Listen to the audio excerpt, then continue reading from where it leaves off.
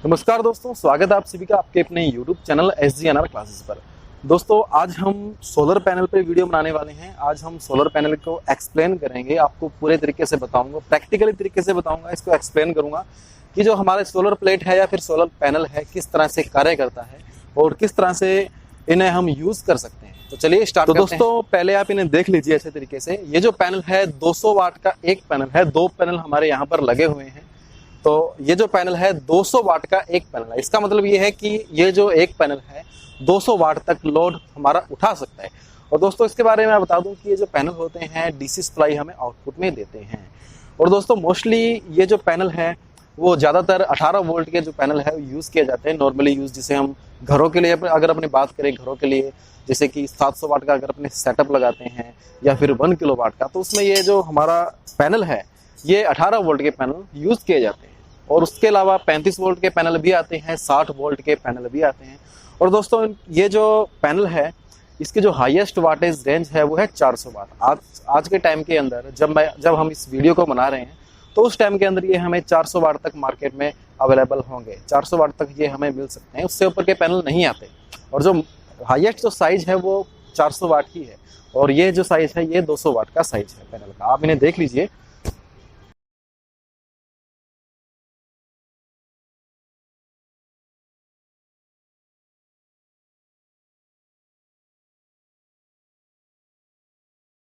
तो दोस्तों इसे आप देख लीजिए, ये जो है सोलर पैनल का फेस है, फ्रंट साइड इसकी है।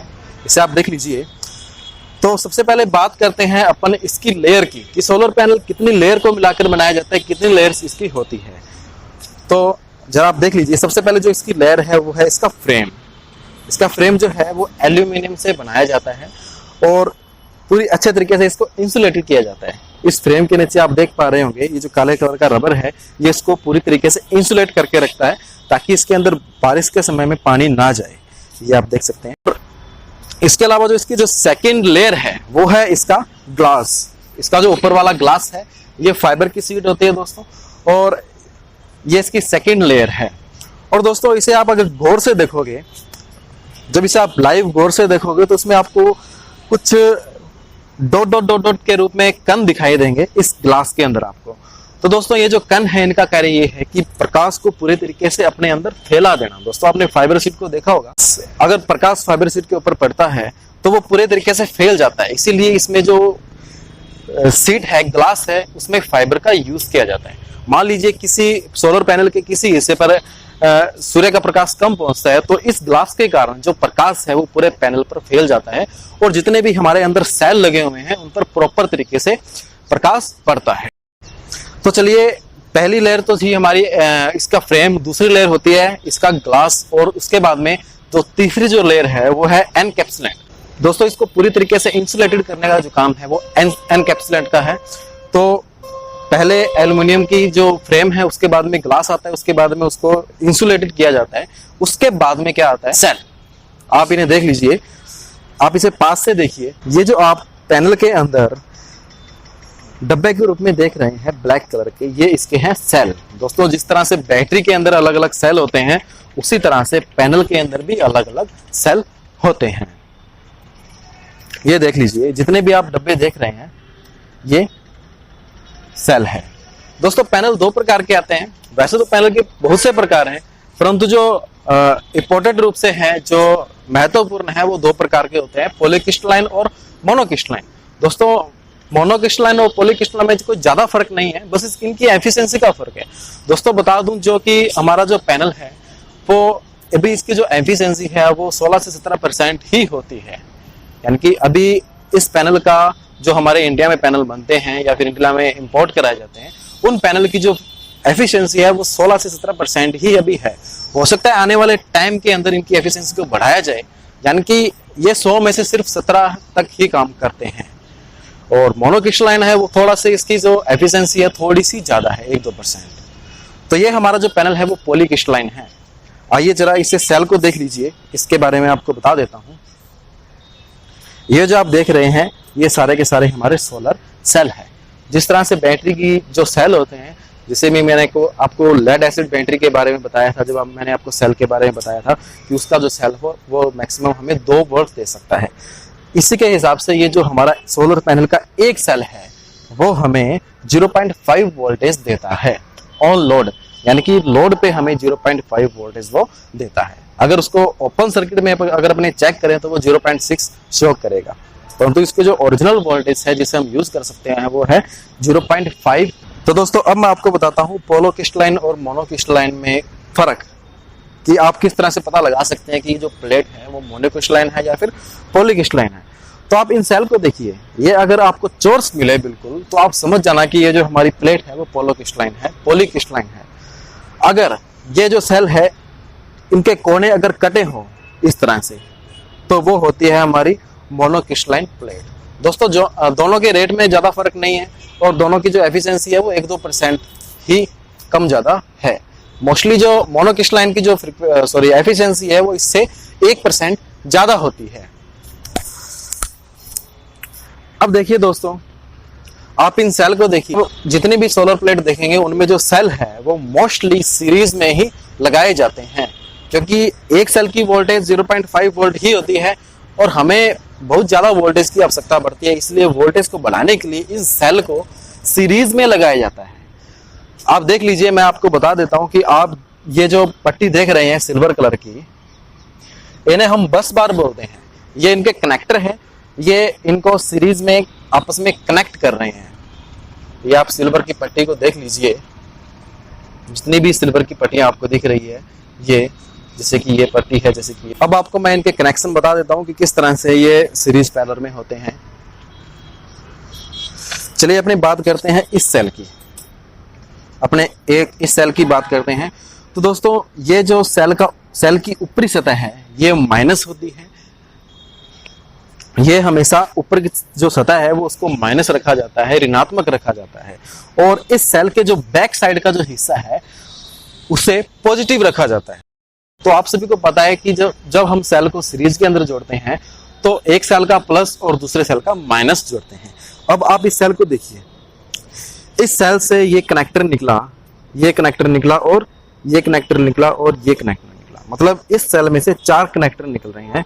यानी कि अपने मान सकते हैं कि ये जो चारों कनेक्टर हैं वो माइनस के हैं। अब आप यहां पर इस कनेक्टर को देखिए, ये जो कनेक्टर है अगले सेल के नीचे की तरफ जा रहा है, नीचे वाले भाग में जा रहा है। यानी कि ये जो कनेक्टर है ये माइनस से निकलते हुए अगले सेल में प्लस की तरफ जा रहे हैं। यानी कि इसका माइनस इसके प्लस में, इसका माइनस इसके प्लस में, इसका माइनस इसके प्लस में और इसका माइनस इसके प्लस के अंदर जुड़ा हुआ है। इसी तरह से ये जो पूरी लाइन है हमारी आपस में सीरीज के अंदर कनेक्ट है। आप लोग इसे देख सकते हैं, ये लाइन हमारी सीरीज के अंदर कनेक्ट है, ये भी सीरीज के अंदर कनेक्ट है, ये भी सीरीज के अंदर कनेक्ट है। दोस्तों आप सेल को गिन के प्लेट की वोल्टेज का अंदाजा लगा सकते हैं, कैलकुलेट कर सकते हैं कि जो हमारी प्लेट है या फिर हमारा जो पैनल है वो कितने वोल्ट का है। उसके बाद में जो हमारी जो फोर्थ लेयर है वो है इसकी बैक से, जो कि एपोनाइट की बनाई जाती है। आप देख लीजिए,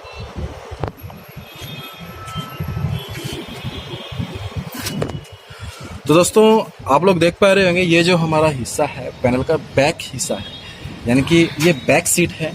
और बैक सीट आपको ये दिख रहा होगा, इसकी ग्लू जो है ये पूरी तरीके से इसको इंसुलेट करके रखती है ताकि इसके अंदर पानी बिल्कुल भी ना जाए। दोस्तों पानी तो दूर की बात है, इसके अंदर हवा भी नहीं जानी चाहिए। ये आप ग्लू देख सकते हैं। दोस्तों अब बात करते हैं इसकी फिफ्थ लेयर की, वो है इसका जंक्शन बॉक्स। आप इस जंक्शन बॉक्स को देख सकते हैं, ये है जंक्शन बॉक्स। दोस्तों जितने भी सेल हैं उनका जो एंड कनेक्शन है, लास्ट का कनेक्शन को जो सिरे हैं वो यहाँ पर आते हैं, इसके अंदर आते हैं। दोस्तों इसके अंदर प्रोटेक्शन डिवाइस लगे होते हैं, आपको बता देते हैं कि वो जो डिवाइस है वो कैसे होते हैं और किस तरह से कनेक्ट किए जाते हैं। दोस्तों ये हमने जंक्शन बॉक्स को खोल लिया है, और जंक्शन बॉक्स के अंदर मैं आपको बता दूं कि नॉर्मली जो है 2 डायोड्स का यूज़ किया जाता है, एक है ब्लॉकिंग डायोड और दूसरा बाईपास डायोड। दोस्तों ब्लॉकिंग डायोड का मतलब ये है कि जब कभी ये हमारा जो पैनल है बैटरी को अगर चार्ज कर रहा है और बाई चांस उस टाइम पे प्रकाश आना बंद हो जाता है, उस टाइम पे क्या होता है कि बैटरी से बैक करंट इस पैनल में ना आ जाए, इसलिए यहाँ पर एक ब्लॉकिंग डायोड लगाया जाता है। यानी कि हम इससे आउटपुट सिर्फ ले सकते हैं, इसको दे नहीं सकते। इसकी प्रोटेक्शन के लिए इसमें ब्लॉकिंग डायोड लगाया जाता है। उसके बाद में इसमें एक और डायोड लगता है जिसका नाम है बाईपास डायोड। अब दोस्तों बाईपास डायोड का मतलब ये है कि मान लीजिए बहुत सारे पैनल एक साथ सीरीज के अंदर लगे हुए हैं, उनमें से मान लीजिए एक पैनल उल्टा जुड़ जाता है या फिर एक पैनल शॉर्ट हो जाता है, तो उस टाइम पे जो हमारा बाईपास डायोड है वो काम करता है, वो उस पैनल को ओपन नहीं होने देता, यानी कि डिस्कनेक्ट नहीं होने देता, उसको वहीं से वो बाईपास कर देता है। इसमें आप देख सकते हैं कि 3 डायोड लगे हुए हैं। दोस्तों 3 डायोड लगने का कारण ये है कि इसमें सेल की 2 रो अलग अलग है। आप लोग ऊपर से देख लीजिए दोस्तों, इसकी जो रो है वो अलग अलग है, 1 2 3 और 1 2 3, यानी कि ये जो 3 की रो अलग है और इन 3 की रो अलग है, यानी कि ये जो तीनों लाइन है आपस में सीरीज के अंदर है, ये तीनों लाइन आपस में सीरीज के अंदर, और बाकी जब इनका जो जॉइंट कनेक्शन निकलता है इन दोनों को आपस में पैरेलल किया जाता है। जो पैरेलल करते हैं तो बीच में एक प्रोटेक्शन के लिए डायोड लगता है, तो वो एक एक्स्ट्रा डायोड इसके अंदर लगा हुआ है। अब बात करते हैं इसकी रेटिंग की। इसकी रेटिंग क्या है, किस तरह से ये वर्क करता है, तो चलिए इसकी आप रेटिंग देख लेते हैं। दोस्तों इसकी जो रेटिंग है वो आप प्लेट के पीछे आसानी से देख सकते हैं। वोल्टेज एट मैक्सिमम पावर, यानी कि जो मैक्सिमम पावर पर जो हमें वोल्टेज देगी वो है 18 वोल्ट ये देगी। दोस्तों आपको बता दूं कि जो 12 वोल्ट की लेड एसिड बैटरी है उसको चार्ज करने के लिए 12 वोल्ट से हमें ज्यादा ही चाहिए।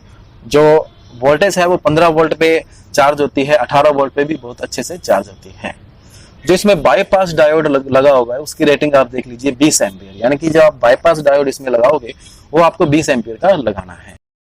सीरीज फ्यूज रेटिंग, दोस्तों इनके कनेक्शन के बाद में फ्यूज लगता है, उसकी जो रेटिंग होनी चाहिए वो है 15 एम्पियर। उसके बाद में करंट एट मैक्सिमम पावर, ये मैक्सिमम पावर जब इसकी हम यूज कर रहे होंगे उस टाइम पर ये हमें 11.15 एम्पियर करंट दे सकता है, और इसी के अगर हम अपने कैलकुलेशन करें तो ये लगभग 200 वाट के करीब बनता है। उसके बाद में ये देखिए ओपन सर्किट वोल्टेज।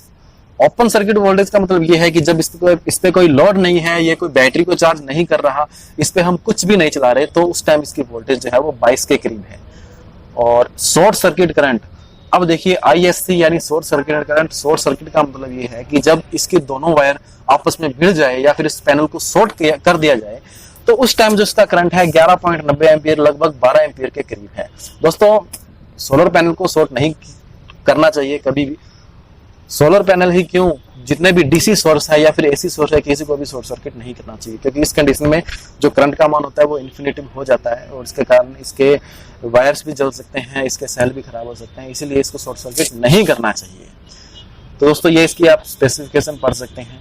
ये है हमारा सोलर पैनल, और आप देख लीजिए दोनों पैनल जो है बिल्कुल पैरेलल में लगे हुए हैं, यानी कि इनकी हमें करंट रेटिंग को हमने इसको बढ़ा रखा है ताकि ये बैटरी को जो है वो जल्दी से चार्ज कर दे, बैटरी को जल्दी से जल्दी चार्ज करे, इसलिए इनको हमने पैरेलल में लगा रखा है।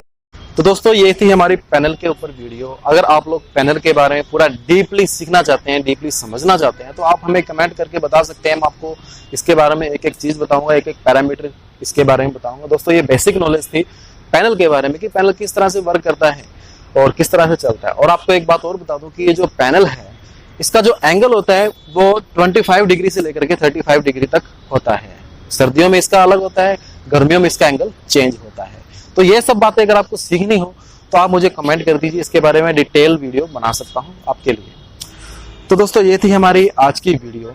उम्मीद करता हूँ आप सभी को अच्छे से समझ में आया होगा। अगर आपको अच्छे से समझ में आया है तो आप इस वीडियो को लाइक कर दीजिए और अपने फ्रेंड सर्कल में इसे शेयर कीजिए ताकि वो भी इस प्रैक्टिकल ज्ञान को प्राप्त कर सकें। तो दोस्तों मिलते हैं अगली ही ऐसी वीडियो में, तब तक के लिए जय हिंद जय भारत।